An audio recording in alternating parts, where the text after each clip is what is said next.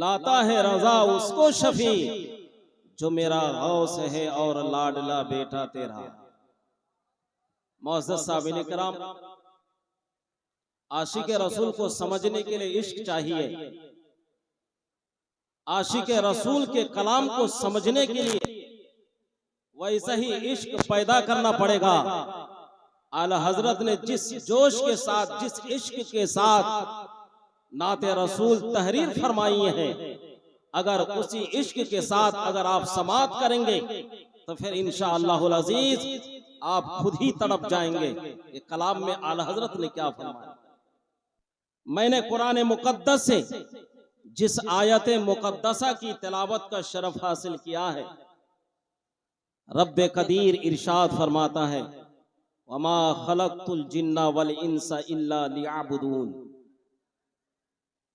रब ताला कहता है, मैंने जिन और इंसान को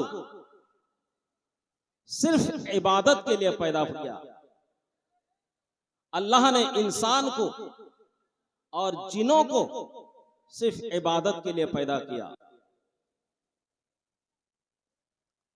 तख्लीक इलाही, रब ताला ने जो हमको पैदा फरमाया, किस गरज से पैदा फरमाया।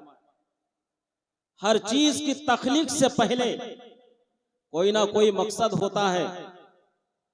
साइंसदान ने इस मशीन को, इस माइक्रोफोन को जो बनाया, उनका मकसद क्या है? मकसद यही है कि एक आवाज इंसान की जो अपनी ताकत से जितनी दूर आवाज जाती है, इसी आवाज को खींचकर 100 गुना दूर भेज दिया जाए।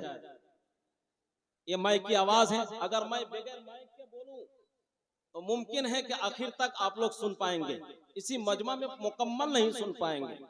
लेकिन इस माइक का कमाल यह है, सिर्फ यही नहीं, पता नहीं कहां से लोग सुन रहे हैं। तो मकसद यह है कि आवाज को फैलाना। अगर ये माइक्रोफोन आवाज को ना फैलाए तो फिर इस माइक की क्या जरूरत है? कोई जरूरत नहीं है। हर इंसान ने मोबाइल को पैदा किया, साइंसदान ने मोबाइल को बनाया, कोई ना कोई मकसद है। आज यहां प्रोग्राम चल रहा है, आज लाइव जो चल रहा है, दुनिया में हर कोने से लोग इसको सुन रहे हैं और देख रहे हैं। अगर ये काम मोबाइल का ना हो तो फिर मोबाइल का क्या फायदा? इंसान आज यहां बैठकर आवाजों को, अपनी बातों को मिनटों के अंदर दुनिया के एक कोने से दुनिया के आखिरी कोने तक पहुंचा देता है। सबब यही है कि यही मोबाइल, इसी के जरिए से पहुंचा दिया जाता है। अगर मोबाइल अगर ये काम ना करे तो फिर मोबाइल का क्या फायदा?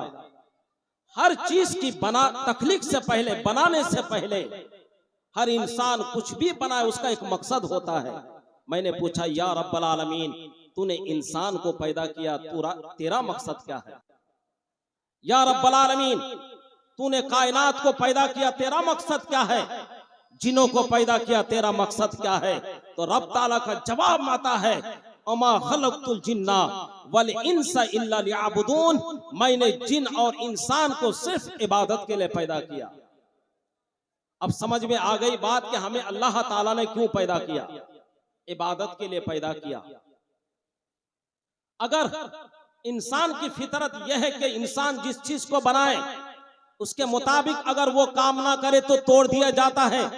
अब मुसलमान अपने सीने में हाथ रखकर बोलो, कितने लोग इबादत करते हो? अल्लाह अगर चाहे तुम्हारी रोजी बंद कर दे, अल्लाह अगर चाहे तुम्हारा सब कुछ बंद कर दे, जिस सांस जो लेते हो अल्लाह अगर चाहे बंद कर दे, क्योंकि तख्लीक इलाही यही है कि इबादत किया जाए।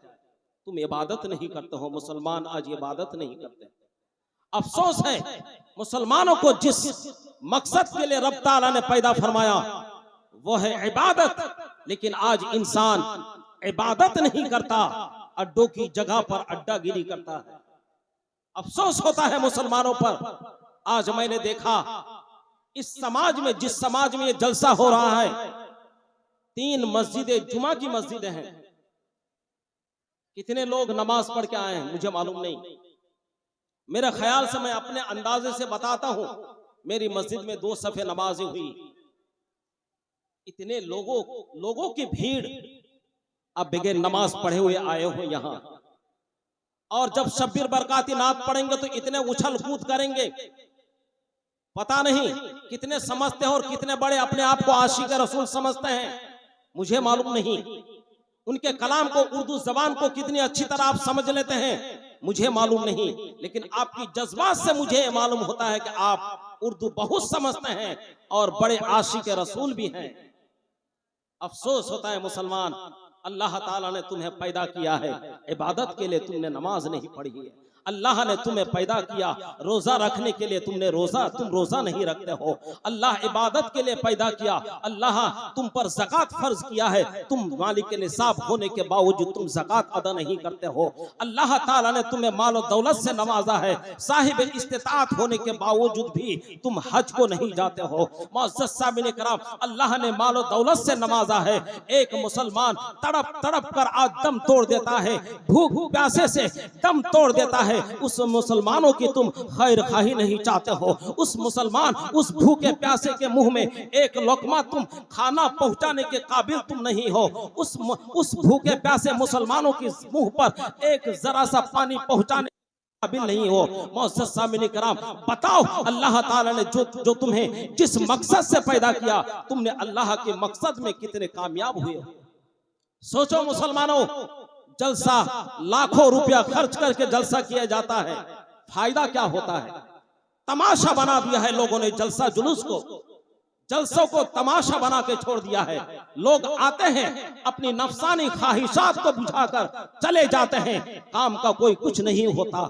अब बताओ मुसलमानों, इतने लोग यहाँ बैठे हैं, मेरे ख्याल से मजमा में आते हैं, इतने जलसा जुलूस सुनते हैं, किस अदब से बैठना चाहिए मुझे ये भी पता नहीं है, आपको ये भी पता नहीं है किस अदब से बैठना चाहिए। कितने के सरों पर टोपी है, देखिए हाथ, सर पर हाथ उठाकर देखिए, लगाकर देखिए, कितने के सर पर टोपी है। जब मजमा के अदब और एहतराम को नहीं समझोगे, कितने बड़े अपने आप को आशिक रसूल समझ बैठते हो। अगर रुमाल भी हो तो सर पर रुमाल डाल लीजिए, टोपी हो तो टोपी दे दीजिए। ये मिंबर रसूल है, महफिल रसूल है। आप सुनते आ रहे हो, जहां अल्लाह और उसके रसूल का जिक्र होता है, वहां अल्लाह की रहमत बरसती है, अल्लाह के रहमत बरसती है, वहां खुदा की रहमत बरसती है। आज उसी महफिल में बैठे हो और सर खाली है।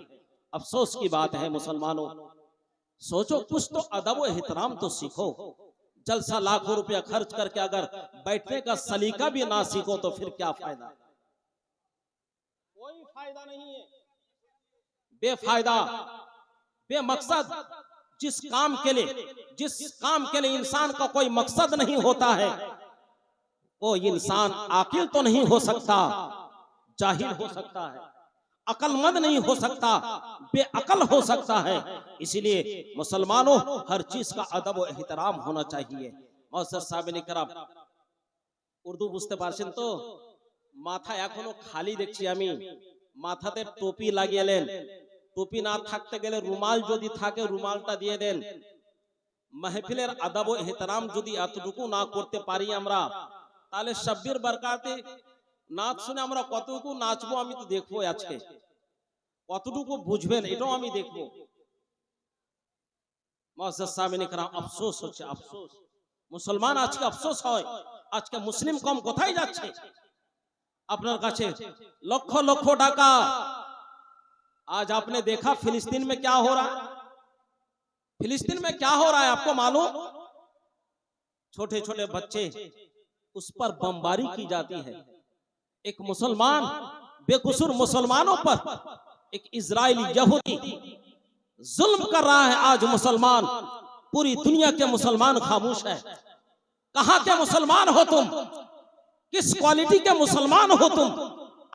में जब वही फिलिस्तीन के मुसलमान रब की बारगाह में जब फरियाद करेगा, या रब्बल आलमीन, तेरी बारगाह में मैं उम्मत मुस्लिमा के खिलाफ शिकायत करता हूं, या रब्बल आलमीन, सारे लोग भूखे नहीं थे, फिलिस्तीनों को छोड़कर हम फिलिस्तीनों पर जब बमबारी किया जाता था, सारे मुस्लिम ममालिक के लोग आराम से खा रहे थे, सुकून की नींद सो रहे थे। या रब्बल आलमीन, मैं किसी मुसलमान को माफ नहीं करूंगा। बताओ मुसलमान, तुम एक आशिक रसूल होकर रब की बारगाह में खड़े होकर कैसे इसका जवाब दोगे? क्या जवाब दोगे? क्या जवाब होगा तुम्हारे पास? तुम्हारे मुसलमानों भाई को मारा जाता है, तुम्हारा हक छीना जाता है, तुम कहां हो मुसलमानों? एक मुसलमानों की इज्जत मालूम है तुमको? हदीस सुनाता हूं, दीनी तालीम, बहरे हैं, गोंगे हैं, यूं कह लो तो अनपढ़ भी हैं। एक मुसलमान की इज्जत क्या होती है मैं बताता हूं, सुनो। हदीस रसूल है, सरकार फरमाते हैं, इस हदीस को आला हजरत ने फतवा रज़विया में नकल किया है। फरमाते, हुर्मतुल मुस्लिमिल वाहिद अर्जहु इंदल्लाहि ताला मिन हुर्मतिल काबा। एक मुसलमानों की इज्जत और एहतराम अल्लाह के नजदीक इतना ही ऊंचा है, खाना काबा भी उससे बढ़कर नहीं है। खाना काबा हम लोग देखे ना, बैतुल्लाह शरीफ अल्लाह का घर, उससे भी ज्यादा एक मुसलमानों का मकाम है, मर्तबा है। एक मुसलमानों का वकार, उनका रुतबा, मर्तबा खाना काबा से भी अफजल है। और उसी मुसलमानों को पीटा जाता है, मुसलमानों को मारा जाता है, और एक दूसरे कौम, और वही मुसलमान फिर अपनी जगह ऐश की जिंदगी गुजारते, कोई फिक्र नहीं है। मुअज़्ज़ज़ सामिन इकराम, अफसोस होता है। सबब क्या है मालूम? सबब यही है कि हम अल्लाह के मकसद में हम कामयाब नहीं हैं। अगर हम नमाज पढ़ते हैं, हम अल्लाह की इताअत करते हैं, हम रसूल की इताअत करते, हम अहकाम शरा पर अमल करते, तो फिर हमारे दिल में वही दर्द पैदा होता कि हजरत बिलाल हबशी रज़ियल्लाहु ताला अन्हु को जब कुफ्फार मुशरिकीन ने, उमैया ने जब बेदर्दी के साथ जुल्म करता था, हजरत अबू बकर सिद्दीक रज़ियल्लाहु ताला अन्हु बारगाह रिसालत में अर्ज करते, या रसूल अल्लाह, मैंने देखा है कि मक्के के चौराहे पर बिलाल हबशी जैसे एक गुलाम को बहुत, एक उमैया जो जालिम है वो बहुत सता रहा है, बहुत जुल्म कर रहा है, या रसूल अल्लाह, मैं चाहता हूं कि उसको खरीद कर आजाद कर दो। सरकार फरमाते हैं, অনেক কিছু শিখেও শিখতে পারি না, কোরআন ও হাদিসের জিকির সবচাইতে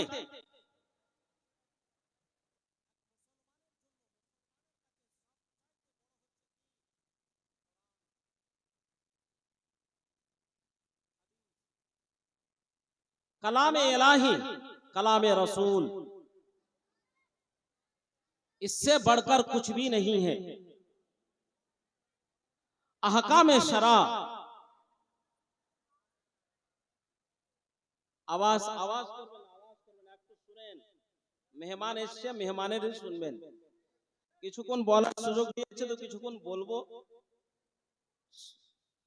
শান্তি ভাবে বসে শ্রবণ করেন, কাজ দিবে। এগুলো কথা শুনেননি, জলসা শুনতে আসি আমরা, অনেক গুনাহ করি, মাহফিলে রসুলে বসেও আমরা অনেক গুনাহ করি।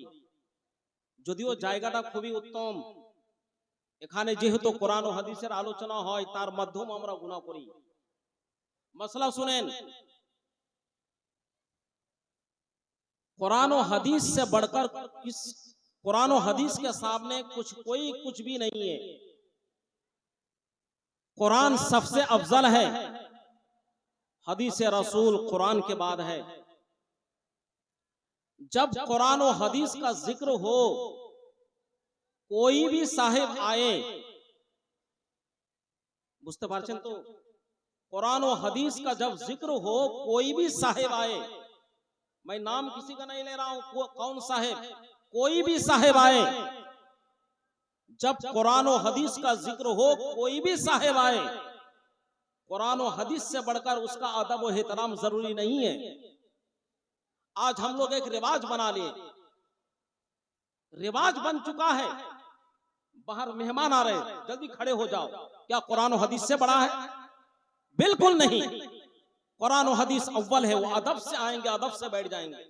ये तरीका होना चाहिए।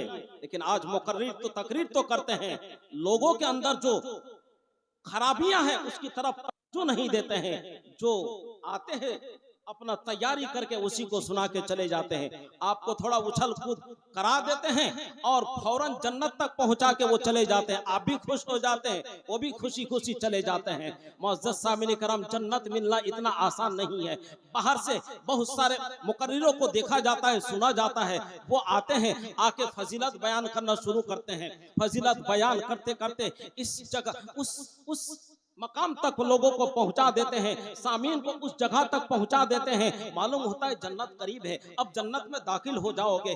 जिस बुनियाद पर लोग जलसा सुनने के लिए हजारों की तादाद में लोग तो आते हैं, मस्जिद में 10 आदमी जाने को तैयार नहीं होते हैं। अफसोस होता है यहाँ कितने हजारों की तादाद में लोग आएंगे शब्बरी बरकाती को देखने के लिए, हजारों की तादाद में आएंगे उलमा की तकरीर सुनने के लिए। मैं तकरीर के खिलाफ नहीं हूँ, कुरान और हदीस को सुनो, समझो, अमल करो, लेकिन उससे बढ़कर यह है कि तकरीर सुनने के बाद फजर की नमाज, एक नमाजी भी जब होते हैं तो यहाँ जलसा सुनने के बाद वो फजर की नमाज नहीं पढ़ते हैं। अफसोस होता है कि आपने कुरान और हदीस को सुनने के बाद उस पर अमल करने के बजाय तुमने उसको छोड़ दिया। मुअज़्ज़ज़ सामिन किराम, बताइए आपने कहां तक कौन सी नेकी की और किस चीज को छोड़कर तुमने कितना बड़ा गुनाह किया? क्या तुम्हें अंदाजा है? मुअज़्ज़ज़ सामिन किराम, तुम्हें अंदाजा नहीं है। नमाज फर्ज ऐन है, नमाज को तर्क करने वाला गुनाह कबीरा है। जलसा को सुनने छोड़ देने वाला, कोई अगर जलसा सुनने ना आए तो गुनाहगार नहीं होगा, लेकिन कोई अगर नमाज ना पढ़े तो गुनाहगार होगा। मुअज़्ज़ज़ सामिन कराम, यहाँ कोई बैठे तो सवाब मिलेगा, ना बैठे तो कोई गुनाह नहीं होगा। लेकिन जोहर नहीं पढ़ोगे गुनाह होगा। यहाँ आए कोई सुने या ना सुने चला जाए गुनाह नहीं होगा। असर नहीं पढ़ेंगे गुनाह होगा, मगरिब नहीं पढ़ेंगे गुनाह होगा, ऐशा नहीं पढ़ेंगे गुनाह होगा, फजर नहीं पढ़ेंगे गुनाह होगा। आप लाखों रुपया खर्च करके जलसा सजाए हैं, मुस्तहब काम है, अच्छा काम है, लोगों को दीनी तालीम सीखने और सिखाने के लिए एक इंतजाम किया है, अच्छा काम है। लेकिन आप खुद अगर नमाज नहीं पढ़ेंगे तो फिर ये काम किसी काम का नहीं है, ये आपका इंतजाम किसी काम का नहीं है। इसीलिए मुअज़्ज़ज़ सामिन कराम, हम आज जितना हम अपने समाज में, अपने मुआशरे में जितना जलसा जुलूस कसरत से होता है, लोग बेनमाजी ज्यादा होते हैं। जितना जलसा जुलूस ज्यादा होता है, लोग बेनमाजी होते हैं। मस्जिद खाली पड़ी रहती है, जमात में लोगों की तादाद कम जाती है, लोग मस्जिद को वीरान कर देते हैं। मुअज़्ज़ज़ सामिन कराम, अफसोस होता है मुसलमानों पर कि आज तुम मुसलमान होकर तुम्हारी मस्जिद खाली क्यों पड़ी है। आज तुम लाखों रुपया, करोड़ों रुपया खर्च करके जलसा का महफिल का सजाते हो, मुनाकिद करते हो, तुम्हारी मस्जिद वीरान क्यों है? मदरसा क्यों खाली पड़ा हुआ है? दीनी तालीम से तुम खुद क्यों दूर हो? अपने बच्चे को क्यों दूर रखे हो? मुअज़्ज़ज़ सामिन कराम, अफसोस होता है, सबब यही है कि आज हम दीन से, मस्जिद से दूर हैं, क्योंकि जलसा में आज यही रिवाज, जलसा में सिर्फ यही बाकी रह गया है। आते हैं मुकर्रिर, तकरीर करना शुरू करते हैं, तकरीर करते करते फजीलत बयान करते हैं, फजीलत बयान करते करते मुस्तहबात का जिक्र करते करते इस मकाम तक पहुंचा देता है। लोग बोलते हैं शबे कदर में 2 रकात नमाज पढ़ोगे जन्नत में चले जाओगे। फजीलत हमने बयान किया। शबे बारात में 2 रकात नफल पढ़ोगे, फजीलत यह है कि बगैर सब गुनाह अल्लाह माफ कर देता है, बगैर हिसाब के जन्नत चले जाओगे। इतना आसान कर दिया दीन को, इतना मुख्तसर कर दिया है। मालूम होता है दीन एक गुब्बारा है, ये गुब्बारा इंसान, मुसलमानों ने मजहब इस्लाम को आज मिसले गुब्बारा बना के छोड़ दिया है। थोड़ा उसमें सांस डाल दिया, हवा डाल दिया, खुल गया। अब ऐसा ही समझते हैं 2 रकात नमाज हमने शबे बारात में अदा कर ली, शबे कदर में 2 रकात नमाज अदा कर ली, जन्नत में चले गए। तो पंजगाना नमाज क्यों पढ़ेंगे? मुअज़्ज़ज़ सामिन कराम, अफसोस होता है मुसलमान, यही सबब है कि जलसा जुलूस जितना कसरत से होता है आज हम बेनमाजी होते हैं। इतना फजाइल आपको मालूम नहीं है। आपको यह समझना होगा, मुस्तहबात फराइज को छोड़कर मुस्तहब का कोई हैसियत नहीं है। कोई इंसान मुस्तहब काम करे सारी जिंदगी, अगर फर्ज नमाज छोड़ दे, फर्ज चीज को छोड़े, तो मुस्तहब की कोई वैल्यू नहीं है। 2 रकात क्या, सारी रात नमाज पढ़ो। अगर फर्ज नहीं पढ़ता है वो इंसान तो फिर उस नमाज की कोई अहमियत नहीं है।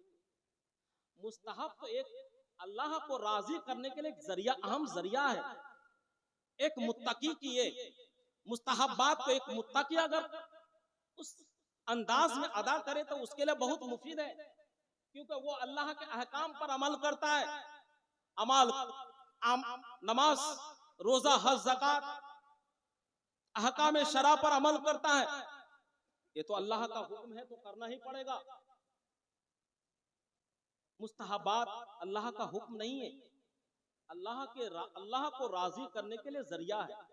इसलिए जो अल्लाह के वली होते हैं फराइज तो अदा करते हैं, साथ ही साथ मुस्तहबात पर ज्यादा तवज्जो देते हैं, मुस्तहबात को भी नहीं छोड़ते हैं। सबब यही है कि अल्लाह को राजी करने के लिए मुस्तहबात बहुत अहम चीज, बहुत अहम चीज है।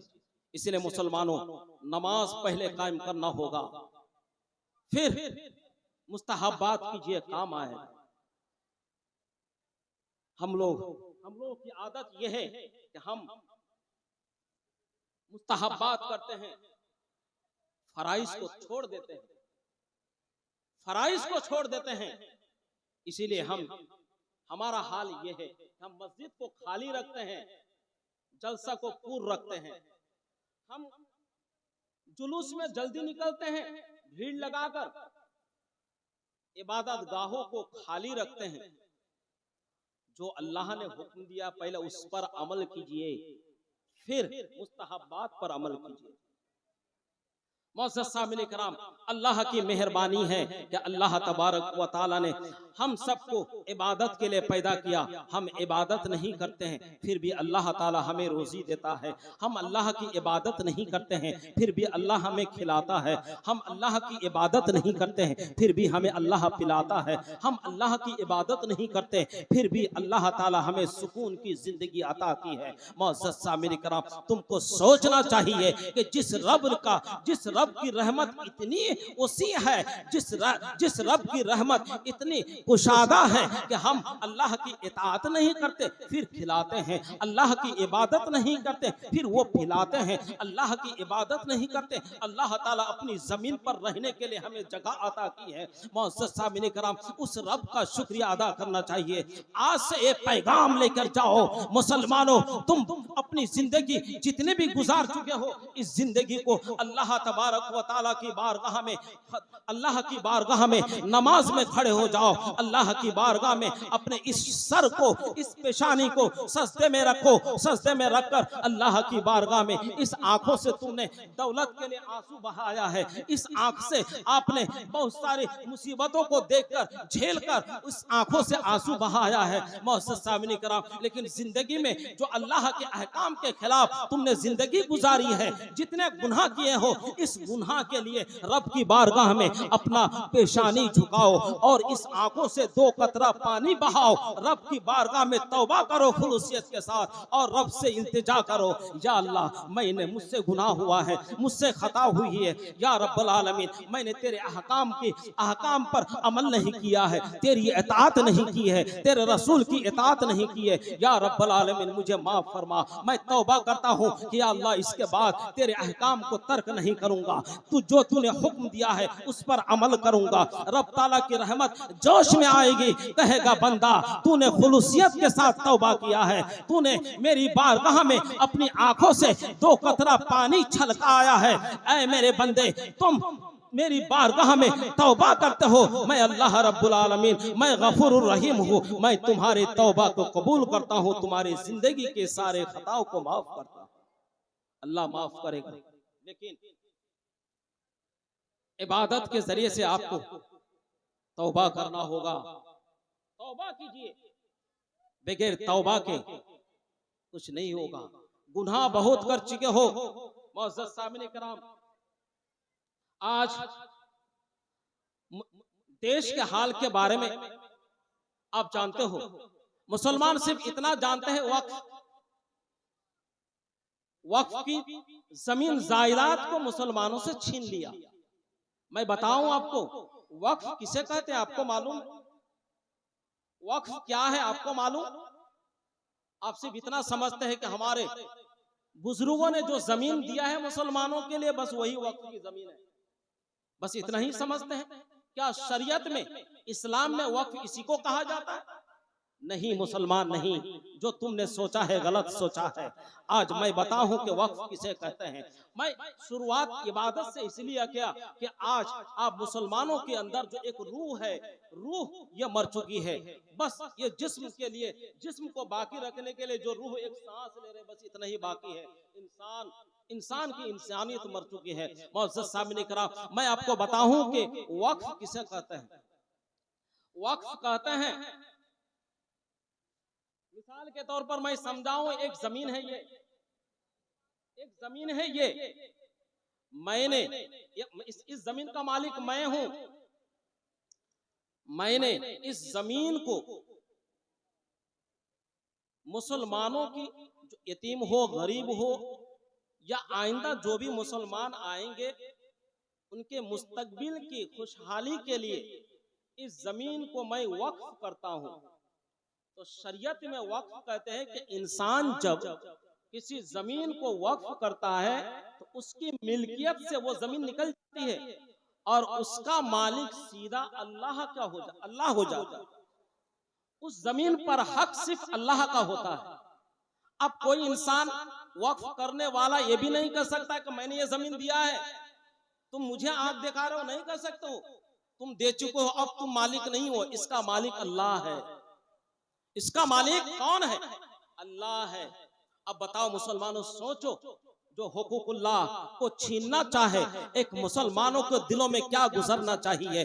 मुअज़्ज़ज़ सामिन कराम, अल्लाह तबारक व तआला के हुकूक को छीना जा रहा है और एक मुसलमान बर्दाश्त कर रहे हैं। मुअज़्ज़ज़ सामिन कराम, मुसलमानों में कुछ गद्दार ऐसे भी है जो वक्फ की जमीन, जो हुकूकुल्लाह है, उसको छीना जाता है, फिर भी वो कहता है कि ये राजनीतिक बातें हैं, इसमें हम लोग को तवज्जो देना नहीं चाहिए। ये तो मुसलमानों की भलाई के लिए सरकार कानून डाल रही है। सामिन कराम, भलाई, मुसलमानों की भलाई करने के लिए तुम्हारे कानून की क्या जरूरत है? हमारे लिए कानून सिर्फ इस्लामी कानून काफी है। मुअज़्ज़ज़ सामिन कराम, आज तुम कौन होते हो जो हमारे मजहब के कानून में तुम अपने कानून को दाखिल कर रहे हो? तुम्हें हक किसने दिया है? ये अल्लाह का हक है और अल्लाह के हुकूक को जब कोई पामाल करेगा, कोई मुसलमान इसको बर्दाश्त नहीं करेगा। सामिन कराम, आज तुमसे तुम्हारे वक्फ की जमीन छीनी जा रही है। मुसलमान, तुम इसको कैसे बर्दाश्त कर सकते हो? अल्लाह के हुकूक को छीना जाता है। आप बताइए, अल्लाह को कोई एक मुसलमान के सामने अल्लाह के हुकूक, मसाजिद को अगर तोड़े तो एक मुसलमान उसको बर्दाश्त नहीं कर सकता, क्योंकि अल्लाह की शायर है, अल्लाह की निशानी है। अगर कोई इंसान किसी पर अल्लाह ताला के हुकूक को कोई पामाल करेगा तो फिर एक मुसलमान बर्दाश्त नहीं करेगा, क्योंकि अल्लाह के हुकूक की हिफाजत करना मुसलमानों की जिम्मेदारी है। मुअज़्ज़ज़ सामिन कराम, इसीलिए कान खोलकर आज सुन लो, वक्फ की जमीन किसी की बाप की जमीन नहीं है, ये अल्लाह के हुकूक की जमीन है, खालिस अल्लाह की मिल्कियत ही है। ये है, किसी के कानून की हमें जरूरत नहीं है। हमारे लिए इस्लाम का जो कानून है, वक्फ का जो शरीय कानून है, वो हमारे लिए काफी है। इसीलिए कोई भी मुसलमान अल्लाह के हुकूक को कोई पामाल करना चाहेगा या किसी मुसलमान से अल्लाह के हुकूक को कोई छीनना चाहेगा, तो कोई मुसलमान, एक गैरतदार मुसलमान, एक वफादार मुसलमान, एक सच्चे मुसलमान उस दिल को, उस चीज को बर्दाश्त नहीं कर सकता। लिहाजा ये कानून वक्फ बिल के खिलाफ है। अल्लाह के हुकूक को मिटाने के लिए ये कानून है, अल्लाह के हुकूक को पामाल करने के लिए है। लिहाजा कोई भी मुसलमान इसको बर्दाश्त नहीं कर सकता। मुअज़्ज़ज़ सामिन कराम, आज मुसलमानों, तुम अपने हुकूक के लिए लड़ रहे हो, किसी की इसमें राय या किसी का सहारा लेने की जरूरत नहीं है। आप अपने एक मुसलमान के लिए, क्योंकि हम कलमा पढ़े हैं, हम कलमा क्या पढ़े मालूम? ला इलाहा इल्लल्लाह मुहम्मदुर रसूलुल्लाह। बताइए इसका माना क्या है? अल्लाह के सिवा कोई माबूद नहीं। अब अल्लाह के सिवा कोई माबूद नहीं का क्या मतलब? अल्लाह का कानून ही एक मुसलमानों के लिए एक कानून है, संविधान है। एक मुसलमान के लिए सबसे पहले मजहब इस्लाम का कानून, फिर हमारा देश। मुअज़्ज़ज़ सामिन इकराम, मोहम्मद रसूलुल्लाह सल्लल्लाहु अलैहि वसल्लम, मोहम्मद सल्लल्लाहु अलैहि वसल्लम अल्लाह के रसूल है। ये वक्फ की जमीन हमसे छीना जा रहा है। मुअज़्ज़ज़ सामिन इकराम, आज हम अफसोस, एक लॉजिक की बात बता रहा हूं आपको, हमारा ईमान कितना मजबूत है। मैं एक इतिहास तारीख आपको बताता हूं। हजरत उमर रसूल पाक सल्लल्लाहु अलैहि वसल्लम अपने अखलाक हसना के जरिए से इस्लाम को फैलाया। अपने खुल्क अजीम के जरिए से अल्लाह के रसूल ने इस्लाम को सारी दुनिया में फैलाया। जब रसूल पाक सल्लल्लाहु अलैहि वसल्लम इस्लाम की दावत दे रहे थे, तौहीद की दावत दे रहे थे, आहिस्ता आहिस्ता मुसलमान, आहिस्ता आहिस्ता लोग रसूल की दावत को कबूल करते और मुसलमान होते। लेकिन इबादत छुप छुप कर करते थे, इबादत छुप छुप कर करते थे, क्योंकि कम तादाद में मुसलमान है। कुफारे अरब की तादाद बहुत है, कौन अलल ऐलान इबादत करेगा? छुप छुप के इबादत करते थे। तुम्हारे जुदी गल्प कर सरकार ने जब अपने खुल्क अजीम के जरिए से इस्लाम को फैलाया, 1 2 3 4 आहिस्ता करते करते इस्लाम के मुसलमानों की तादाद बढ़ते बढ़ते जब 39 तक पहुंची, हजरत उमर फारूक रदियल्लाहु ताला अन्हु इस्लाम कबूल के 40 तादाद मुकम्मल हो गई। कितने अफराद हुए इस्लाम मुसलमानों के? 40। छुप छुप कर इबादत करते थे, इसी पर गौर करना। छुप छुप कर इबादत करते थे। सरकार अलैहिस्सलात व तस्लीम से हजरत उमर फारूक ने पूछा, या रसूल अल्लाह, हम जिस रब को मानते हैं, जिस रब की इबादत करते हैं, जिस मजहब को हमने पकड़ा है, क्या वो हक है? सरकार फरमाते, हाँ बिल्कुल हक है। हजरत उमर फारूक फरमाते, या रसूल अल्लाह, जब हक है तो फिर हम छुप कर क्यों इबादत करें? या रसूल अल्लाह, इबादत अब छुप छुप कर नहीं की जाएगी, अलल ऐलान इबादत की जाएगी, क्योंकि अब हम जब हक पर है, हम किसी को नहीं सुनेंगे, हम किसी का नहीं सुनेंगे। हम या रसूल अल्लाह, अलल ऐलान अब जमात के साथ नमाज अदा कीजिए। उमर अकेला तने तन्हा दीवार पर, दरवाजे पर अकेला उमर तलवार लेकर खड़े रहेंगे। या रसूल अल्लाह, उमर चाहे तो सबको मिटा देंगे, या उमर या तो शहादत को कबूल कर लेंगे। मुअज़्ज़ज़ सामिन इकराम, अलल ऐलान जमात के साथ नमाज होने लगी। अब सोचो मुसलमान, 40 की अदद ने मुसलमानों को यह पैगाम दिया कि ए मुसलमानों सुनो, जब हम 40 अदद में थे, हमारी तादाद जब 40 थी, हम किसी से डरते नहीं थे। हम अबू जहल से नहीं डरते थे, हम अबू लहब से नहीं डरते थे, हम उतबा शैबा से नहीं डरते थे। ए मुसलमानों, याद रखो, उमर जब इस्लाम कबूल किया, 40 की अदद जब मुकम्मल हुई, तो जब अलल ऐलान इबादत की जा सकती है, ऐ मुसलमान करोड़ों की तादाद में हो, तो तुम फिर जोगी मोदी से क्यों डरते हो? तुम बीजेपी के दिगर नेता से क्यों डरते हो? तुम देश के उन गद्दारों से क्यों डरते हो? मुअज़्ज़ज़ सामिन इकराम, अफसोस यही है कि वो उमर फारूक का ईमान जो था, उनका भरोसा सिर्फ और सिर्फ अल्लाह और उसके रसूल पर था। आज हमारा भरोसा इस्लाम पर नहीं है, अल्लाह पर नहीं है, रसूल पर नहीं है, क्योंकि हमारे ईमान, हमारे अंदर जो ईमान है वो मुर्दा हो चुका है। मुअज़्ज़ज़ सामिन इकराम, अफसोस इसीलिए है, इसीलिए हम हर चीज से डरते हैं, हम सिर्फ अपना सोचते हैं, क्योंकि हम आज मुसलमान तो है लेकिन मतलब परस्त इंसान है। सिर्फ हम अपना सोचते हैं, अपने भाई के लिए नहीं सोचते। अगर हम आज अपने के साथ साथ अपने भाई का सोचते तो फिलिस्तीन का यह हाल ना होता, आज फिलिस्तीन गाजा के मुसलमानों का यह हाल ना होता। मुअज़्ज़ज़ सामिन इकराम, आज फिलिस्तीनी के मुसलमानों को, आज गाजा के उन तमाम बेकसूर मुसलमानों को आज निस्तो नाबूद कर दिया गया। आस पास में इतने कसीर तादाद में 57 मुस्लिम ममालिक देश, और खास करके मैंने आज एक वीडियो देखा जो सऊदी अरब ये कह रहा है, उन काबे के इमाम ये कह रहा है, ये एक सियासी लड़ाई है। अस्तगफिरुल्लाह, उन जाहिलों को, उन गद्दार रसूलों को काबा बैतुल्लाह शरीफ में इमामत करता है और ये बयान देता है कि इजराइल और फिलिस्तीनियों का एक सियासत वाला मामला है, उसमें हमको दखल देना नहीं चाहिए। उन जाहिलों को ये सोचना चाहिए कि हम किस सियासत की बात करते हैं, हम किस राजनीति की बात करते हैं। आज फिलिस्तीन में बेकसूर मुसलमानों को, छोटे छोटे बच्चों को, बूढ़े जवान माँ बहनों को, सबको बेदर्दी के साथ मारा जाता है और तुम इसको सियासत में जोड़ रहे हो। अफसोस होता है कि तुम बैतुल्लाह शरीफ में इमामत करते हो और तुम इस तरह का ख्याल रखते हो और वीडियो जारी करके तुम मुसलमानों को क्या पैगाम देना चाहते हो। ऐ मुसलमानों, इसीलिए मैं कहता हूं कि आज अरब में, मक्का में हुकूमत, अगरचे हम जानते हैं कि मुसलमान है, हकीकत में वो मुसलमान नहीं बल्कि अंग्रेजों का दलाल है। अंग्रेज ट्रंप इजराइल की मदद कर रहा है और अंग्रेज के जो दलाइल सऊदी है उसकी चमचागिरी करते हुए वो ये कह रहा है कि ये सियासत का मसला है। मुअज़्ज़ज़ साहब इकराम, अफसोस अफसोस सद अफसोस मुसलमान। इसीलिए मुसलमानों सुधर जाओ, टाइम अभी भी बहुत बाकी है।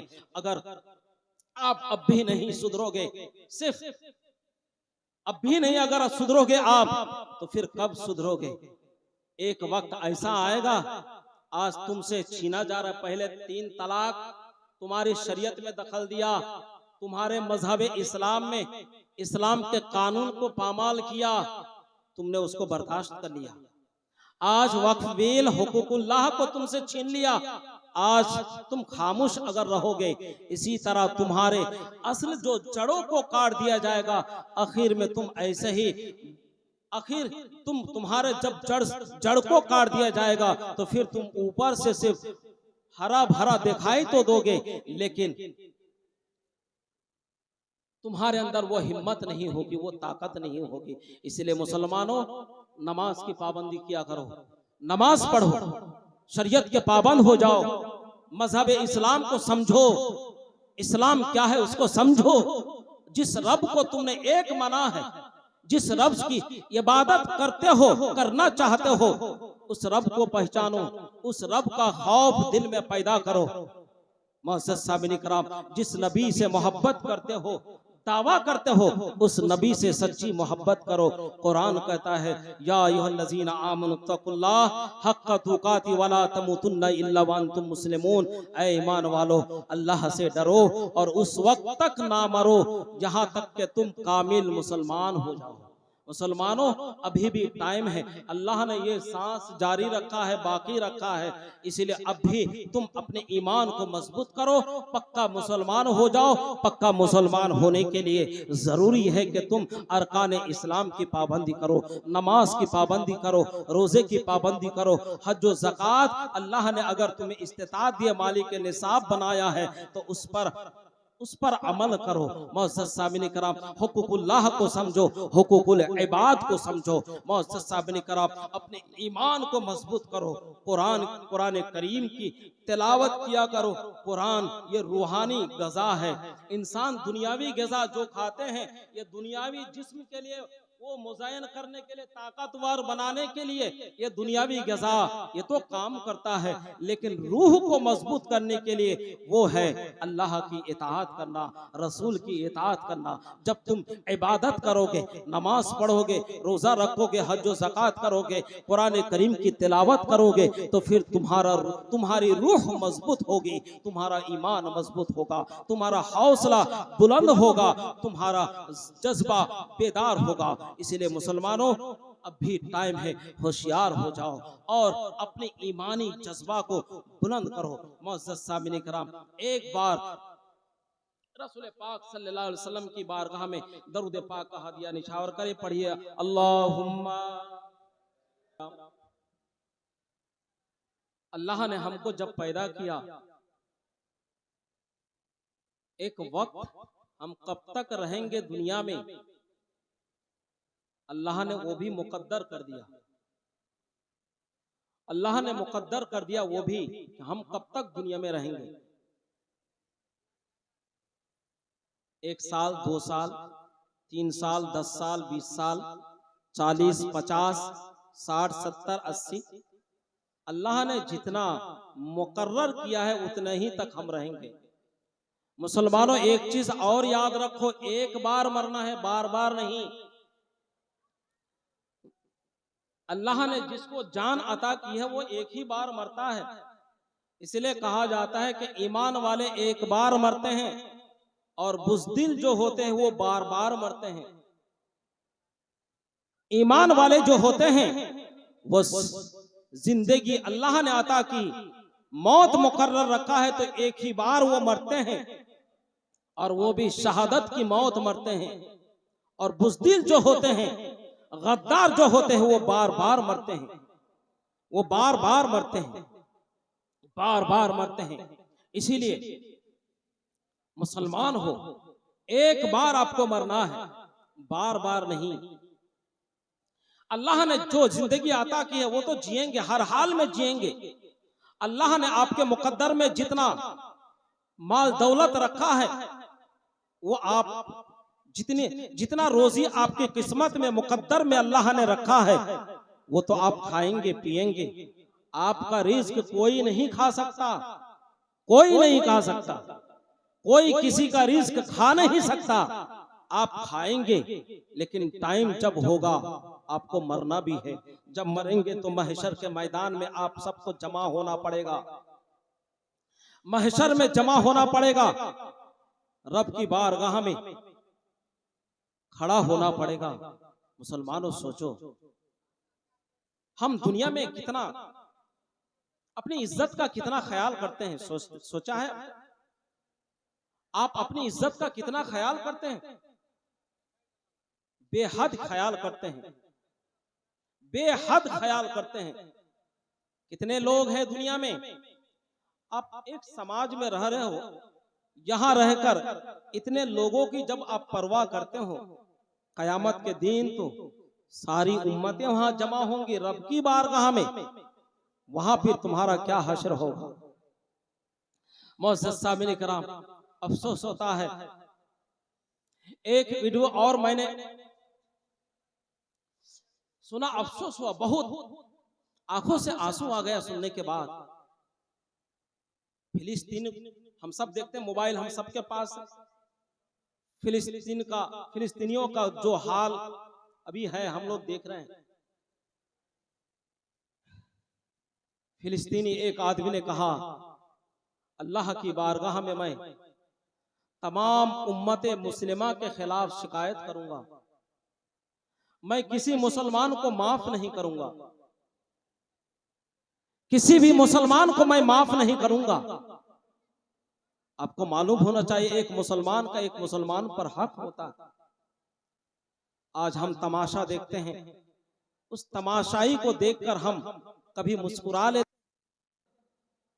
खामोश रह जाते हैं। मुअज़्ज़ज़ सामिन कराम,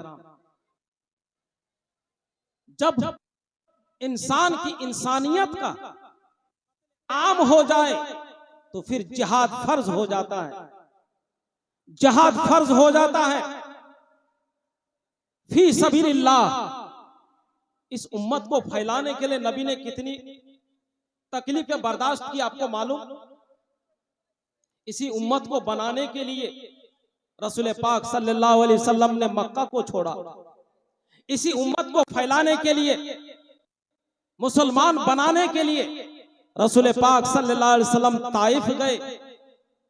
ताइफ के लोगों ने रसूल पाक सल्लल्लाहु अलैहि वसल्लम पर कोड़ा फेंका, बच्चों को उकसाकर पत्थरों से जख्मी किया। रसूल पाक सल्लल्लाहु अलैहि वसल्लम के जिस्म से खून बहाया, वो खून जमीन पर जब गिरा, सोचो मुसलमानों, जिस नबी को अल्लाह तबारक व तआला ने रहमतुल लिल आलमीन कहा, जिस नबी को अल्लाह तबारक व तआला ने खातिमुन नबिय्यीन, जिस नबी को महबूब कहा, जिस नबी की वजह से अल्लाह ताला ने कायनात को पैदा किया, जिस नबी की वजह से अल्लाह ताला ने जमीन और आसमान को पैदा किया, जिस नबी की वजह से अल्लाह ताला ने चांद और सूरज को पैदा किया, जिस नबी के सदके में रब तबारक व तआला ने इंसान को पैदा किया, जिस नबी के सदके में, जिस नबी की वजह से रब तबारक व तआला ने शजर और हजर को पैदा किया, मुअज़्ज़ज़ सामिईन किराम, जर्रे जर्रे को पैदा किया, हर चीज को पैदा किया, उस नबी के जिस्म से जब खून गिरा जमीन पर, ताइफ के लोगों ने पत्थर मारकर जब नबी के जिस्म से खून बहाया, हजरत जिब्रील अमीन हाजिर है, या रसूल अल्लाह, आपकी तरफ देखा नहीं जाता, आपके जिस्म से खून बह रहा है, या रसूल अल्लाह, आपको अल्लाह ताला ने रहमतुल लिल आलमीन बनाकर भेजा, आपके जिस्म से खून, आपने क्या कसूर किया? रसूल का क्या कसूर था? क्या यह कसूर है तौहीद की दावत देना? क्या यह कसूर है लोगों को हक की तरफ बुलाना?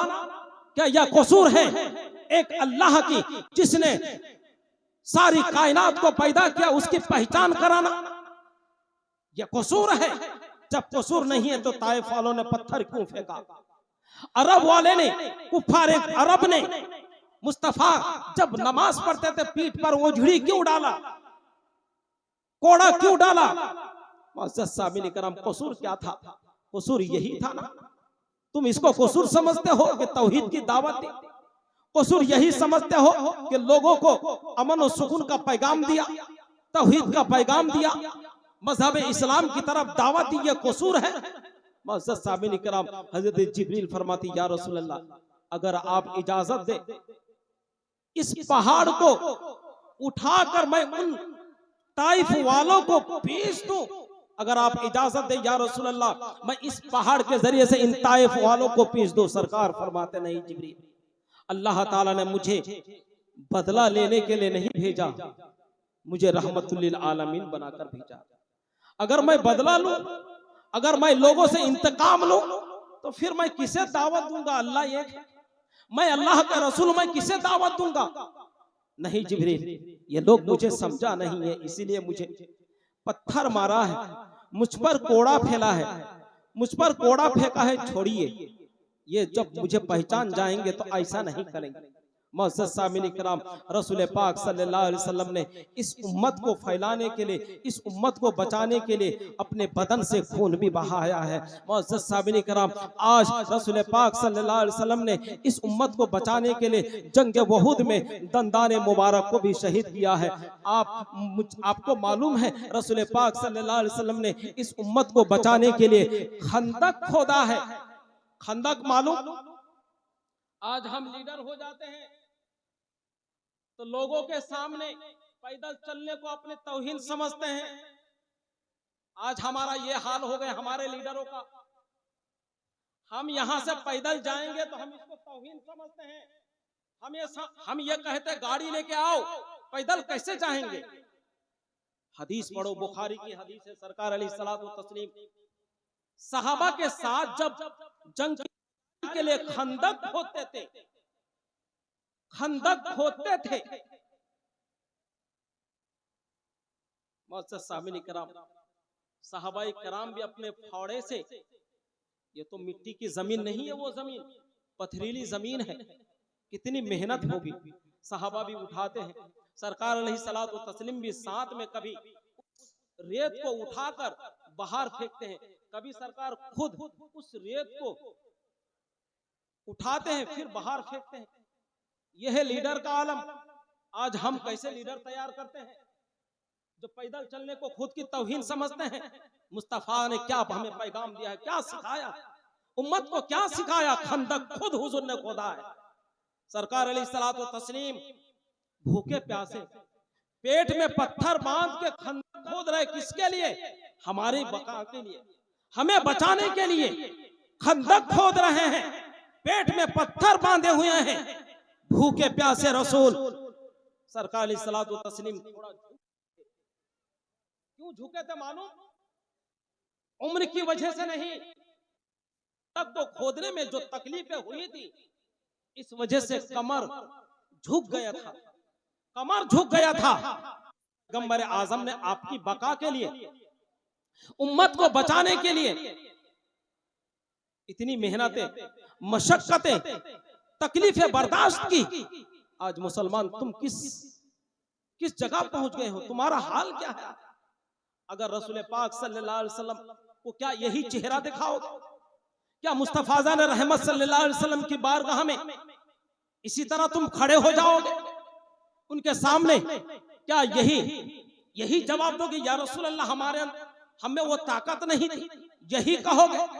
मोअज़्ज़ज़ सामिन किराम, तुम्हें रसूल पाक सल्लल्लाहु अलैहि वसल्लम ने इसलिए नहीं बनाया है कि तुम रसूल पाक सल्लल्लाहु अलैहि वसल्लम के उस परेशानियों की जिंदगी को देखो, बहुत मुश्किल से उम्मत को फैलाया है, बचाया है। आज हमारा क्या हाल हो गया। मोअज़्ज़ज़ सामिन किराम, हम रसूल की इताअत नहीं करते, रसूल की बात को नहीं मानते। मोअज़्ज़ज़ सामिन किराम, हमें इताअत इलाही, इताअत रसूल पर हमें अमल करना चाहिए। मजहब इस्लाम पर हमको चलना चाहिए। हमें एक मुसलमान जैसा बनना चाहिए। मुसलमानों, जलसा जुलूस करते हो जरूर करो, सब कुछ करो, जो मुस्तहबात करते हो सब कुछ करो, फराइज को ना छोड़ो, नमाज को ना छोड़ो,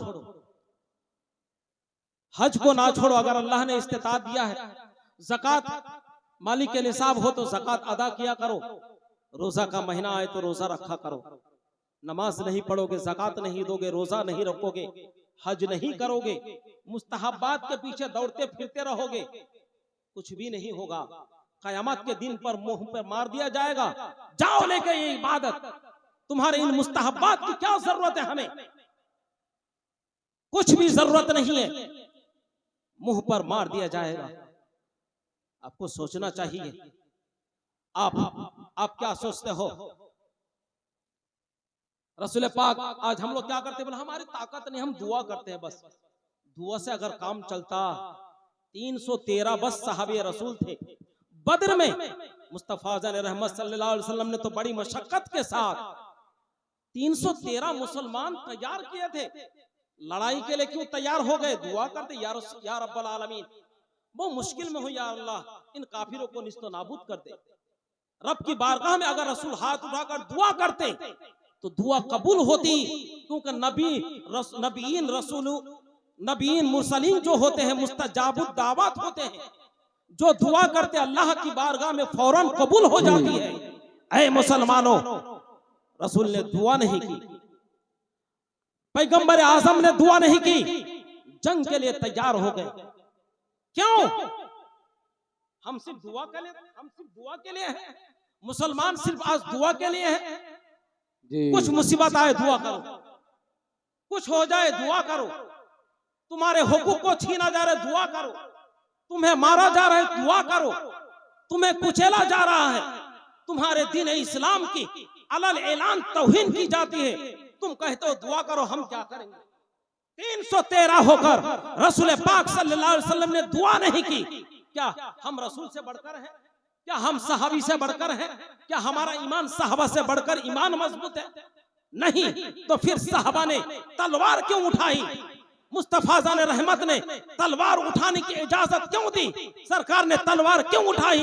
हमको पैगाम दिया, उम्मत को पैगाम दिया, ऐ मेरे गुलामों सुनो, वक्त जब आएगा मोहब्बत की तो मोहब्बत का पैगाम दो, जब मौका आएगा प्यार का तो प्यार का पैगाम दो, और जब इससे तजावुज कर जाए, हथियार उठाने की बात आएगी तो हथियार उठा कर जाओ। सुभान अल्लाह, नारे तकबीर, नारे रिसालत, नारे रिसालत, नबी और जुबा कमेटी, नबी लगा जुबा कमेटी, नारे तकबीर, नारे रिसालत।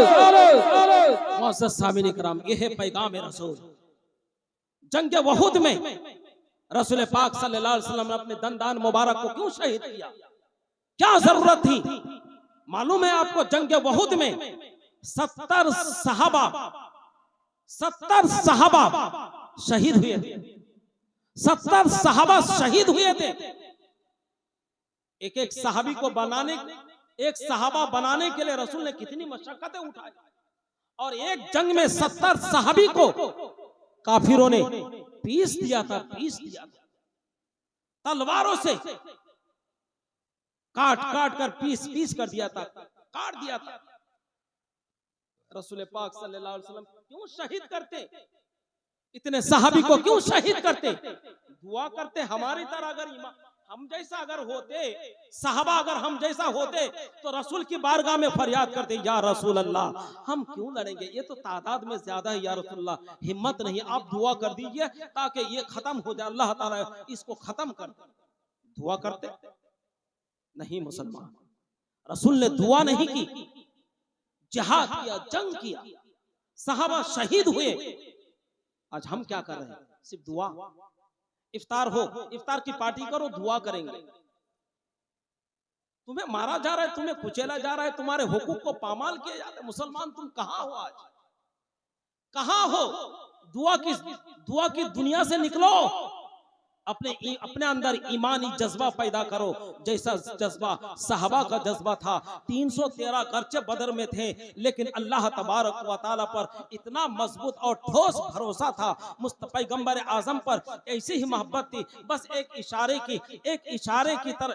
के मोहताज थे। सरकार ने जो ही इशारा किया, साहबा काफिरों पर टूट पड़े। अल्लाह की बारगाह से मदद आई थी, 5000 फरिश्ता को अल्लाह तबारक व तआला ने साहबा की मदद के लिए जंगे बदर में अल्लाह तबारक व तआला ने 5000 फरिश्तों को आसमान से मासाजो सामान के नाजिल फरमाकर काफिरों को निस्तो नाबूद किया था। मुसलमानों की जीत हुई,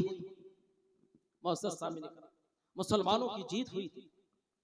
अगर आप भी उन साहबी जैसा आपका ईमान होगा, अल्लाह की मदद आएगी, जरूर आएगी, अल्लाह की मदद आएगी, अल्लाह की मदद आएगी। लेकिन हमें पहले अपने आप को चेंज करना होगा, हमें पहले अपने आप को क्लियर करना होगा। अगर हम अपने आप को क्लियर नहीं करेंगे तो फिर हमारा हाल आप खुद देख रहे हैं। মা বোনেরা, আপনাদের যে কাপড় দিয়ে अल्लाह के रसूल सल्लल्लाहु अलैहि वसल्लम ने जिहाद की है, सहाबाए किराम ने जिहाद की है। आप भी मुसलमानों, आपको ये रसूल पाक सल्लल्लाहु अलैहि वसल्लम और साहबा ने ये तालीम दिए कि वक्त जब जो जैसा आएगा वैसा ही तुमको तैयार होना पड़ेगा। अगर तुम अपने आप को वक्त के लिहाज से तैयार नहीं करोगे तो फिर अंजाम के लिए अपना तैयार रहना। मोअज़्ज़ज़ सामिन किराम, अल्लाह तबारक व तआला हम सबको मजहब इस्लाम पर मुकम्मल तौर पर कायम रहने की, एक पक्का मुसलमान बनने की तौफीक अता फरमाए, हमें एक कामिल मोमिन बनने की तौफीक अता फरमाए। खासकर हम सबको मस्जिदों को आबाद करने की तौफीक अता फरमाए। हमारी मस्जिद वीराने, इसीलिए मस्जिदें छीनी जाती है। अगर हम अगर मस्जिद में नमाज पढ़ते तो फिर हमें मस्जिद छीनने का दर्द होता। आज मस्जिद छीन लिया जाता है, हमें तकलीफ नहीं होती, क्योंकि हमें उससे लगाव नहीं है, हमें उससे ताल्लुक नहीं है। अगर हम पंजगाना नमाज पढ़ने के लिए जाते तो फिर मुझे मेरे अंदर मस्जिद का दर्द होता। मस्जिद का कोई एक भी ईंट अगर निकालने की कोशिश करता तो मेरे अंदर उस मस्जिद में इबादत करने की वजह से मेरा जो उससे ताल्लुक होता, मैं उसको एक ईंट निकालने नहीं देता। लेकिन हमारा हाल यह है कि हमारा ताल्लुक मस्जिद से नहीं है। শব্দের বরকতি চলে আসছে পথে আপনার। আমি অনেক কিছুই বললাম, আল্লাহ তাবারক ওয়া তাআলা বলার মাধ্যমে যদি কোনো ভুল ত্রুটি হয়ে থাকে আল্লাহ তাআলা আমাকে ক্ষমা করেন। আল্লাহর কাছে একটা আর দোয়া করব, আল্লাহ তাআলা যেন আমাকে প্রথমে আমল করা আগে আমাকে তৌফিক দেন, আর যারা শুনলেন আপনাদেরকেও যেন আল্লাহ পাক তার প্রতি আমল করার তৌফিক দান করেন। खूब की शेरे चमन फूल चू निशाद रहे, बाग बाजात हूँ मैं गुलशन तेरा आबाद रहे। वाखिर दावाना अनिल हम्दुलिल्लाहि रब्बिल आलमीन।